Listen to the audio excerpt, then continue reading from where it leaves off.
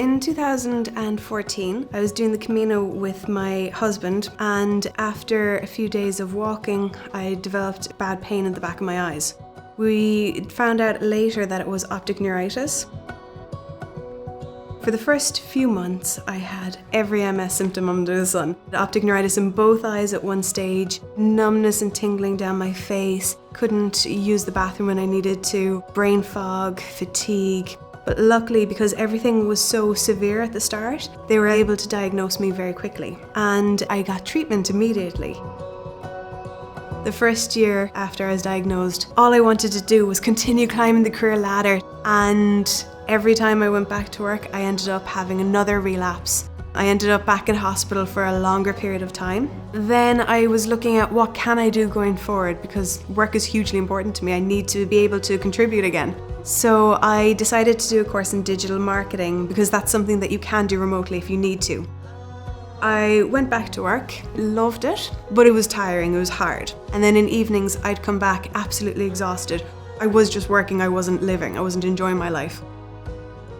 So I heard from a friend, her manager is very understanding, so I decided to go for a job. And I'm now working in a digital marketing company for an employer who understands my needs.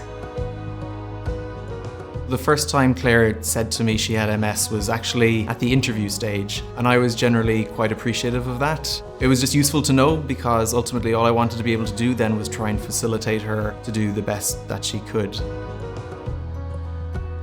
It's always a hard decision as to whether or not you're going to tell an employer that you have MS. In my first interview with Kevin, I told him about how I have multiple sclerosis and how sometimes that can be a negative going into a job. But this is me. I have MS. I'm okay with that. Are you?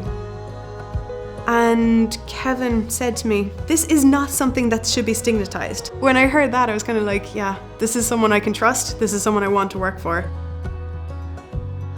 There's still a lot of confusion. I think a good few people think that I have cystic fibrosis. When I was first diagnosed with MS, I thought I was told I had spina bifida. One of my best friends was telling everyone that I have IBS. So there's still a lack of clarity around MS. So I would love to kind of make everyone a bit more aware. Technology has been huge for my ability to continue working. The ability to work remotely is absolutely fundamental for me. But also even the technology on my desk. I press a button and the desk alters its height. It really helps me to kind of keep my energy up for the rest of the day.